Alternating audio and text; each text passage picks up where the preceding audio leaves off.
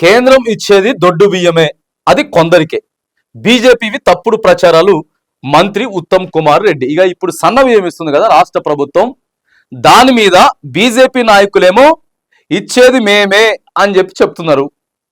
ఇక్కడ రాష్ట్ర నాయకులు ఏం చెప్తున్నారంటే, లేదు బాజాప్తా కేంద్రం ఇచ్చేది దొడ్డు బియ్యమే కానీ అది కూడా కొందరికే, మేము ఇస్తున్నాం సన్న బియ్యం అని చెప్తా ఉన్నది. మనం బీజేపీ నాయకులను అడుగుతా ఉన్నాం, ఎన్ని రాష్ట్రాలలో మీరు అధికారంలో ఉన్నారు? పక్కన ఆంధ్రప్రదేశ్లో కూడా మీ కూటమి ప్రభుత్వమే. సరే కూటమి పక్కగా పెడితే మీరు డైరెక్ట్ గా ఉన్నటువంటి రాష్ట్రాలలో ఎక్కడెక్కడ సన్నబియ్యం ఇస్తా ఉన్నారు చెప్పుర్రు ఒకసారి. ఎన్ని రాష్ట్రాలలో అధికారంలో ఉన్నారు, ఎన్ని రాష్ట్రాలలో సన్నబియ్యం ఇస్తా ఉన్నారు? మరి తెలంగాణలో మాత్రమే సన్నబియ్యం ఇస్తా ఉన్నారా?